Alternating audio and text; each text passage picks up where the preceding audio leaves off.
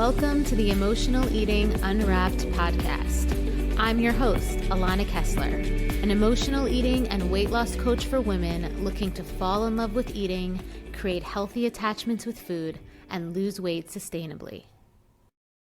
Hello, and welcome to another new episode of Emotional Eating Unwrapped. I'm your host, Alana Kessler, and today we're diving into a topic that is everywhere right now. It's fuzzy, it's emotional, and honestly, it's way deeper than we think.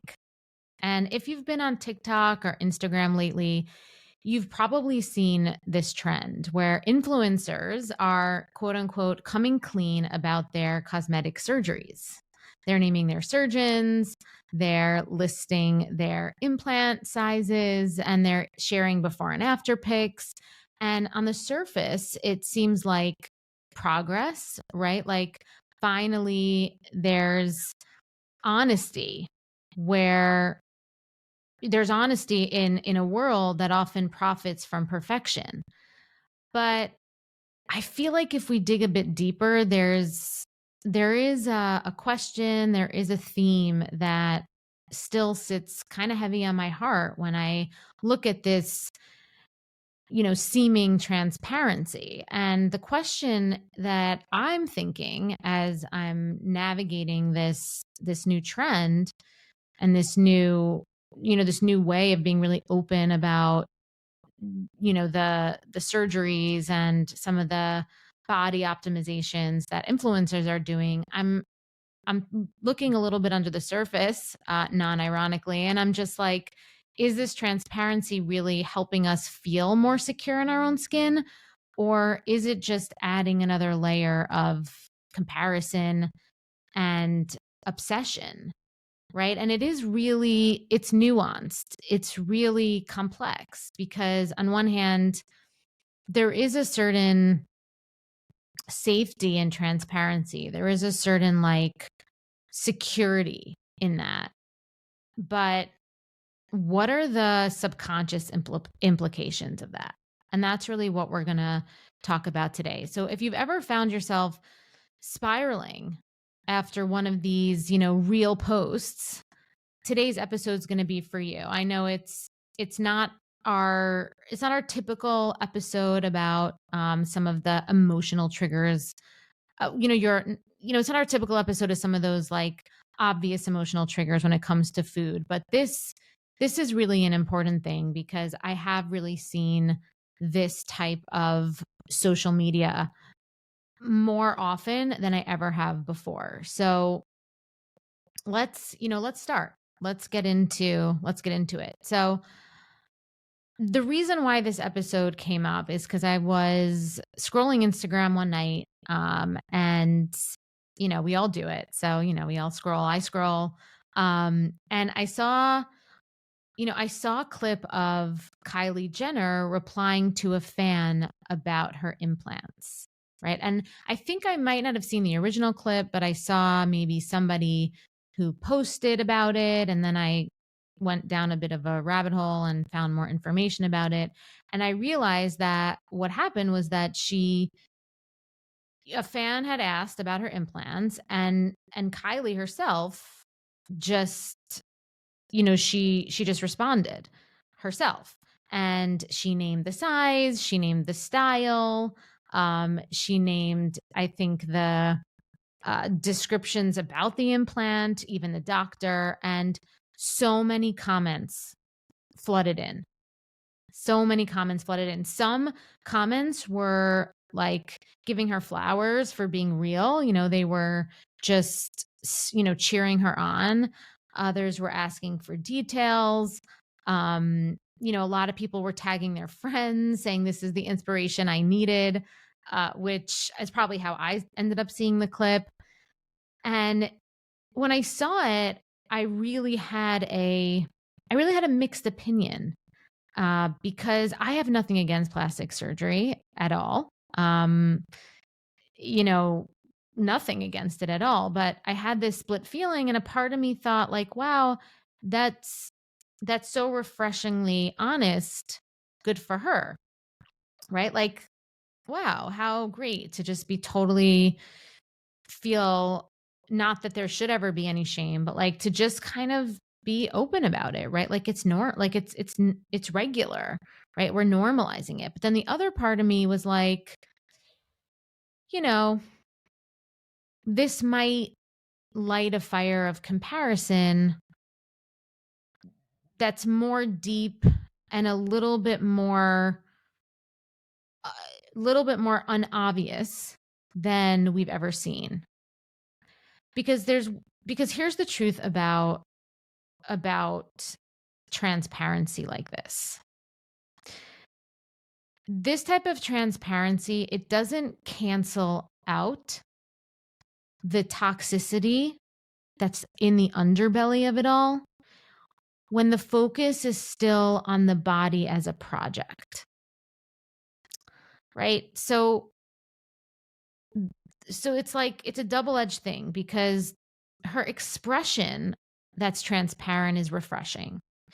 But the underlying substance of the expression, I felt like the message underlying is still about the body, it's still objectifying, and it's still kind of saying that the body is something we need to like optimize and fix and in this way. And again, like we talk about with weight loss, when the motivation is always the most important thing, but not everybody is attuned to their motivation. And so that's why these things on social media could be end up being triggering, and how it could end up becoming toxic because of how individualized every woman and man even's relationship is with their own body, and how every person internalizes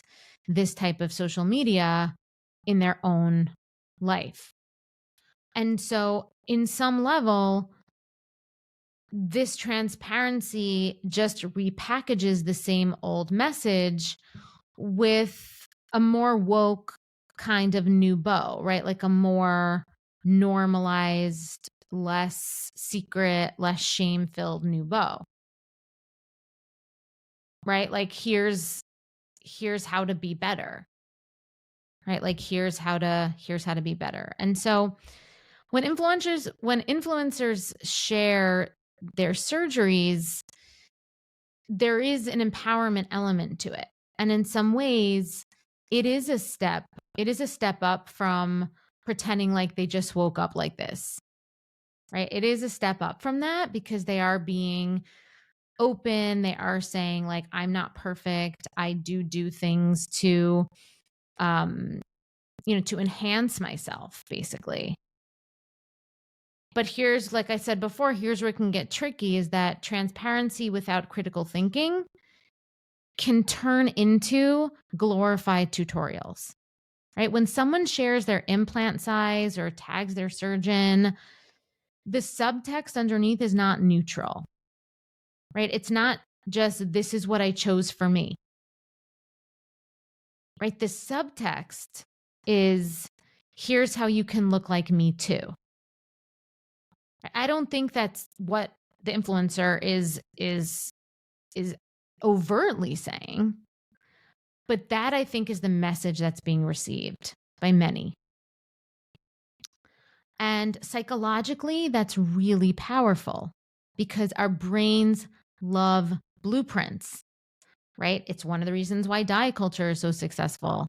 It's one of the reasons why macros and meal plans and diets are so successful, right? Because when life feels uncertain, the promise of a fix creates dopamine surges.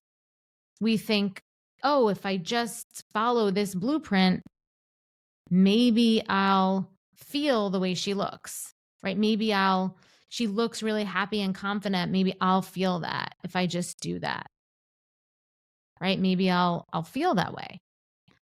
So even though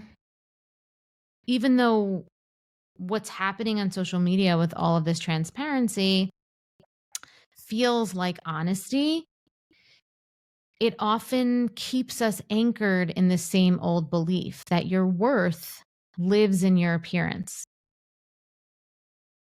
And so the ideal and that belief hasn't died, it's just gotten more sophisticated. And now here's when it hits home for so many of us. What happens inside us when we see this stuff? Maybe you've noticed it, right, in yourself. You see a post like this and suddenly there's this like little voice in the background like, "Oh, am I behind? Like, should I do that too? Like, should I get an eye lift? Like, should I get a implants? Should I, get filler?" It's like, it could be any of these things, right? Like, should I do that too? Like, all of a sudden it's comparison, right? Like, well, what about me? Right? All of a sudden it doesn't just become about that person. Wow, she looks so happy for her. It's like, should I do that? And so even if you have zero interest in surgery or injections or anything, it scratches that old wound, the one that says, something's wrong with me. I'm not enough.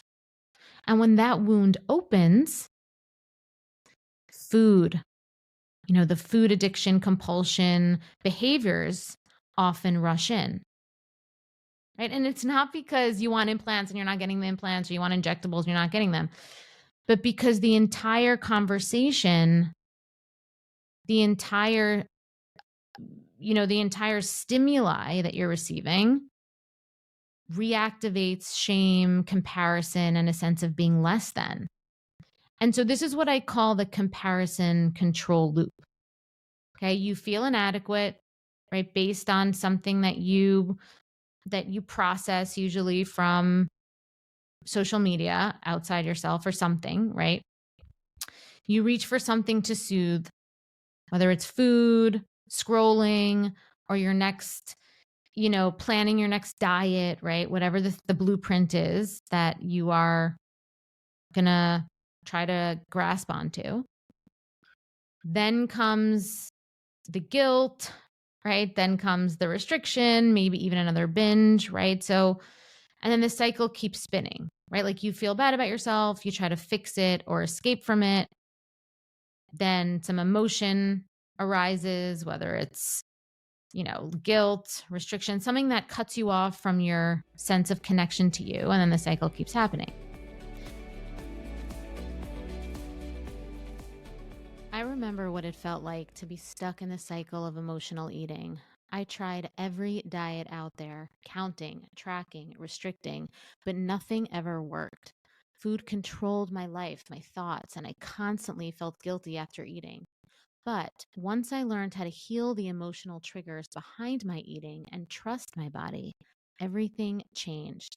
I stopped obsessing over food, the weight started coming off naturally, and I found real freedom in how I ate and lived.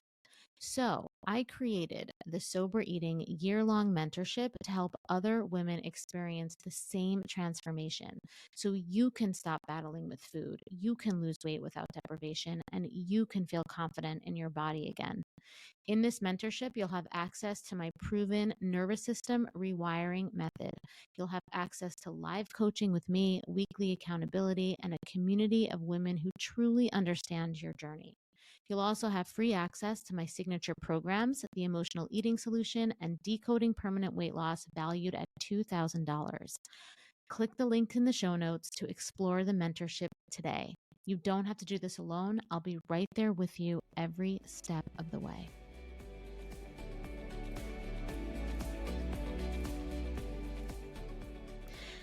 So this is even why so-called positive body content, like an influencer being so unapologetic, which is totally in their right about their body stuff, enhancements, can be a trigger, right? Because it reminds us of the hierarchy.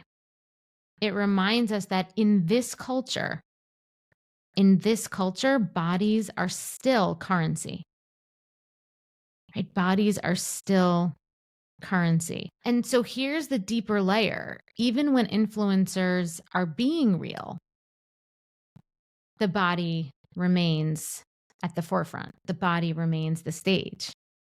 And if you think about it, right? Even when influencers are being so like open and oversharing oftentimes about themselves, a lot of times it does have to do with their appearance. Because think about it. How often do we see them, women influencers go viral for talking about their emotional boundaries, right? For talking about their spiritual practices, right? Rarely. What gets engagement? A lot and most of the time, right? What gets engagement? Before and after photos, right? Confessions about weight, procedures, glow ups, right? And so when we measure vulnerability by how much someone exposes about their body, we reinforce the idea that our value is still tied to how we look. Even when the conversation claims to be about self-love, self-acceptance, neutrality. And if you're healing from emotional overeating and you're really trying to create a healthy attachment with food and your body, consuming this type of content can tip you back into obsession really quickly, right? Obsession and compulsion really quickly, because it tells your nervous system,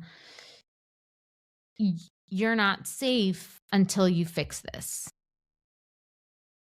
right? It tells your nervous system, like, now you're like your next level of satisfaction is if you change how you are and you do this. So what do we do with this? Right now that we've named all this stuff, we've talked about this, what do we do with this? How do we engage in a world that profits from our insecurities without getting completely swallowed by it? And so here's what I want you to remember. You don't have to judge these women. You don't have to villainize these women, right, at all. Everybody has a right to behave and take action with themselves as they please. So we're not speaking negatively about any of this stuff, but you, the women and men that are listening to this episode today, who have different motivations and have different struggles, as you consume this content, I just want you to start to come at it with a bit more of a reflective lens, a curious lens, and realize that you have the choice not to internalize these choices and actions as aspirational. And the way that you do this is, when you're consuming this content, you take a pause and ask yourself, does this piece of media make me feel more at home in my body or more like I have to fix it? Right? Ask yourself, am I scrolling for, connection and ending up in feeling like I'm comparing myself and ending up in comparison and feeling unworthy, or, am I doing that? And then the last question is, whose voice gets louder in my head when I see this, when I read this? Right? Is it the world or is it my own voice? And so when the answer feels heavy, right? When the answer feels like you're more disconnected, you feel more like your head starts spinning, like you have to fix yourself. When you feel, when you feel just like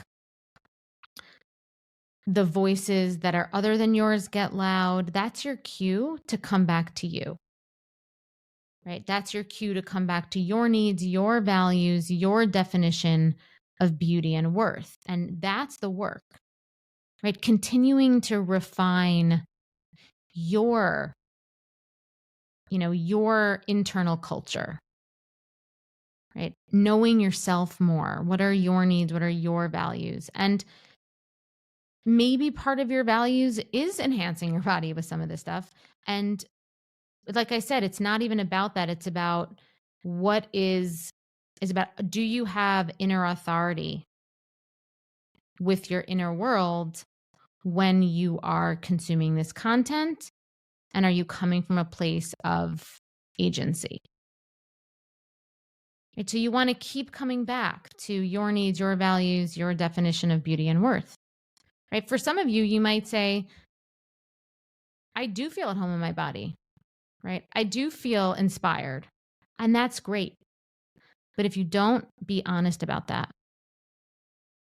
Okay, because real healing isn't about replicating someone else's blueprint. Right? It really is about reclaiming the right to be sovereign in your own skin.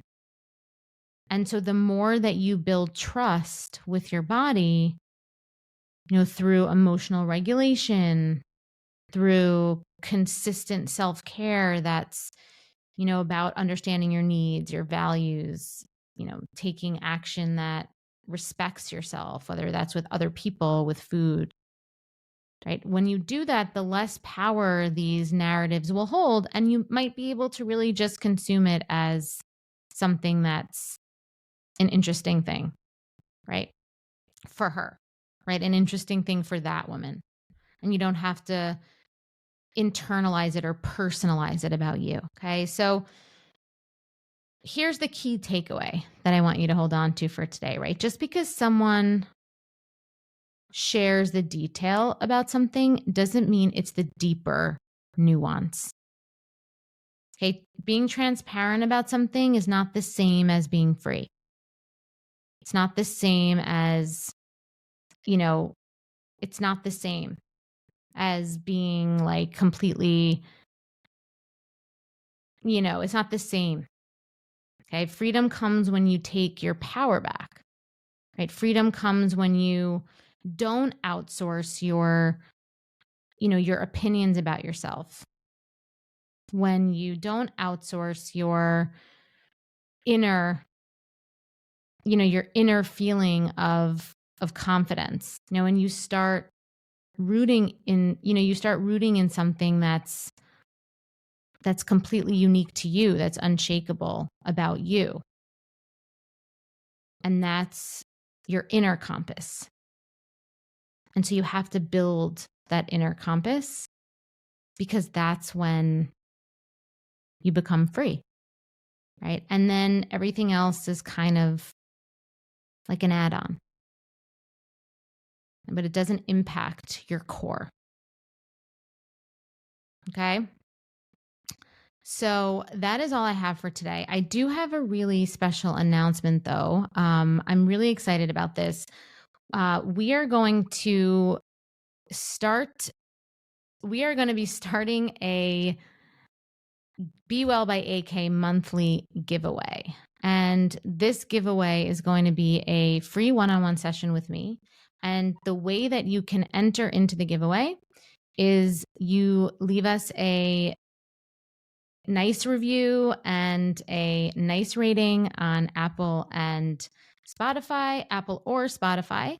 You take a screenshot of that. You can either DM it to us at Be Well by AK on Instagram, or you can email podcast@bewellbyak.com. And at the end of the month, we'll begin this in August. At the end of the month, we will randomly select a winner to get a 60-minute one-on-one private coaching session with me for free. So if that is something you're interested in, I would love to meet you. I would love to support you in this way. Please enter to win the giveaway, and we'll be doing it every month. So if you don't get to it this month, no problem. You can do it next month as well. But we so appreciate you listening to our shows every week. Please like and subscribe if you're watching us on YouTube. Like and subscribe there as well. And until next time, I'm Alana, and thank you for listening to Emotional Eating Unwrapped.